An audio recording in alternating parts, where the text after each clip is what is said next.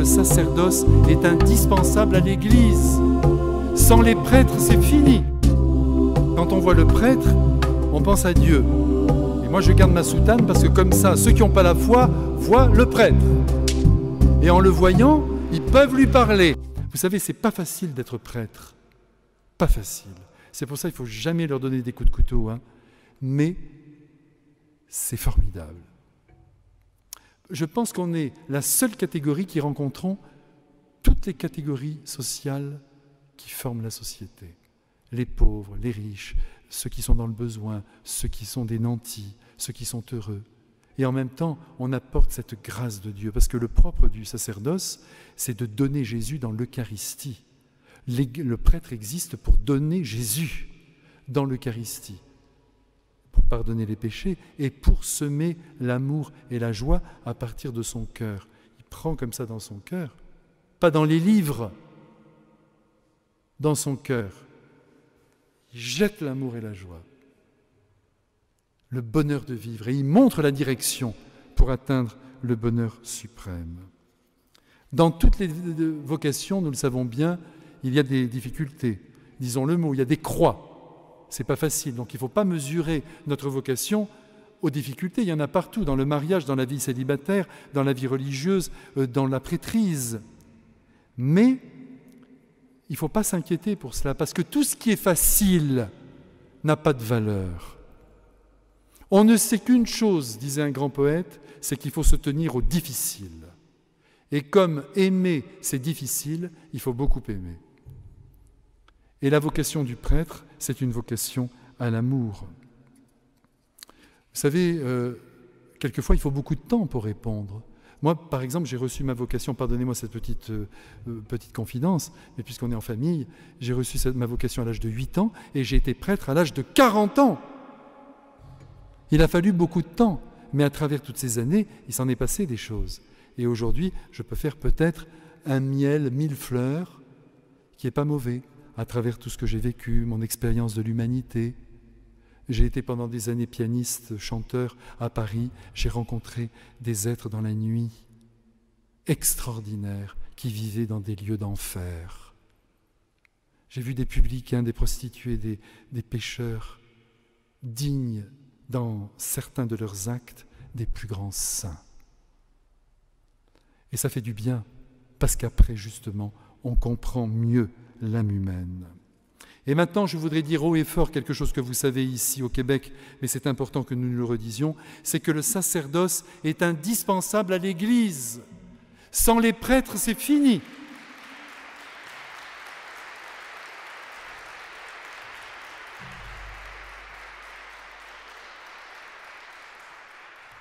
Le prêtre, c'est l'image vivante de Dieu dans la société. Même s'il est fragile, même s'il est faillible, même s'il a un sale caractère, quand on voit le prêtre, on pense à Dieu. Et moi, je garde ma soutane parce que comme ça, ceux qui n'ont pas la foi voient le prêtre. Et en le voyant, ils peuvent lui parler.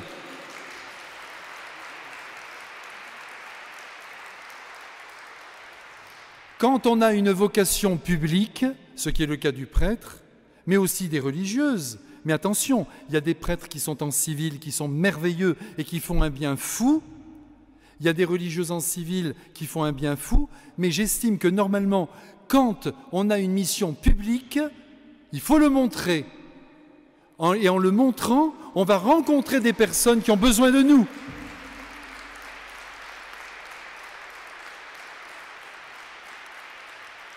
Mais quand je vous dis tout ça, c'est sans jugement. On a pris des habitudes, bien sûr. On peut être tous tentés de vivre différemment, de quitter même la soutane et de se dire « Allez, puisque dans mon église on me connaît », mais l'extérieur, les 95% qui ne pratiquent pas, il faut bien que de temps en temps, ils voient un prêtre quand même. Moi, l'autre jour, il y a une femme dans l'autobus, elle me dit « Ah, mon père, mais vous portez encore la soutane ?» J'ai dit « Oui », elle me dit « Pourquoi ?» J'ai dit « Mais pour vous parler !» Mais c'est parfait.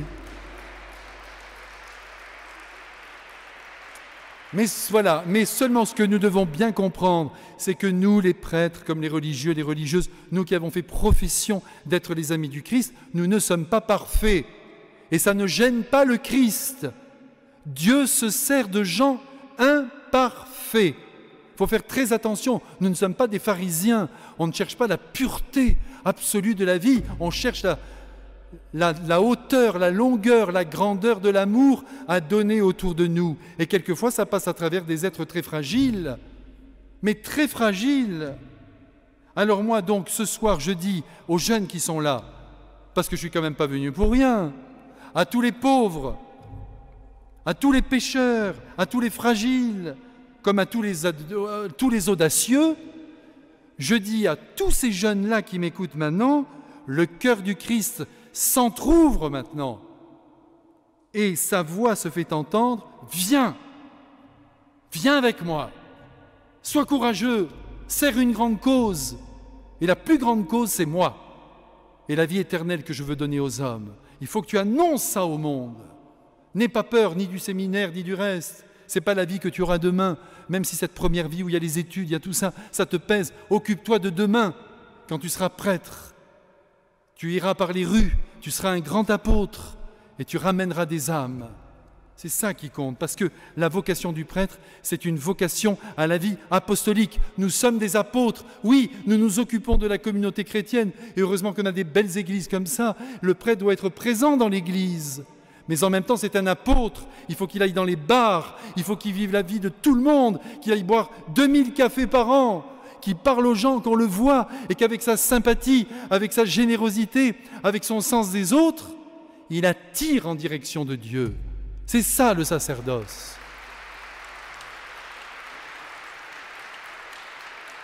Bon, alors je ne peux pas parler pendant des heures puisque ça fait 22 minutes, mais il va falloir quand même que je m'arrête. Alors je vais donc m'arrêter, mais pour finir, je voudrais vous laisser un dernier message, vous raconter une dernière petite histoire. Vous avez encore un peu de patience. Une belle histoire que vous garderez dans votre cœur. Et comme d'habitude, moi, toutes les histoires que je vous raconte, ce sont des histoires véridiques, des histoires authentiques. Alors celle-là, elle va concerner toutes nos vocations. Vocation au mariage, vocation à la vie célibataire. Je n'ai pas peur de dire que c'est une vocation. Parce que sinon, ces pauvres petits qui restent sans mari et sans femme, ils ont l'impression qu'ils ont été abandonnés par Dieu. Pas du tout. Il peut y avoir un mystère. Et puis, vocation à la prêtrise, bien sûr, c'est absolument nécessaire. Si par exemple, dans ce beau diocèse de Québec, quelques jeunes se levaient, il y a 12 séminaristes, déjà m'a dit aujourd'hui le Père Robert, parfait, mais il faudrait qu'il y en ait 100 pour que toutes les églises de Montréal revivent et que des milliers de personnes trouvent leur bonheur en fréquentant Jésus. Mais ça va venir, ça va venir. Ayez confiance, ne croyez pas en la déperdition du christianisme. Hein. Jésus a dit « Je suis avec vous jusqu'au bout, jusqu'à la fin du monde ». Mais c'est à nous de rester avec lui. Attention. Et à demander dans la prière des vocations, mais à y travailler aussi. Beaucoup de jeunes aujourd'hui, vous voyez, sont pleins de force. Alors tout le monde crée sa start-up, sa société. Mais si les jeunes savaient comme c'est beau de travailler au service d'un patron comme Jésus, d'un maître comme lui. Donc je vous appelle tous ce soir à faire cet effort. Maximilien Kolb, il est entré un jour au séminaire à l'âge de 16 ans parce qu'un franciscain était venu dans sa paroisse et avait dit « Allez, je vous emporte avec moi ». Mais moi, je ne peux pas vous amener avec moi. Dans l'avion, je n'ai qu'une place. Mais vous, ici à Montréal, vous pouvez faire un bien fou. J'aimerais tellement que dans 5 ans, si je suis encore vivant, je revienne ici au Québec, mais je vais revenir avant, que je revienne et que je rencontre un grand jeune qui me dise « Je suis entré après cette petite soirée ». Ça serait tellement bien. Applaudissez-le, ce garçon.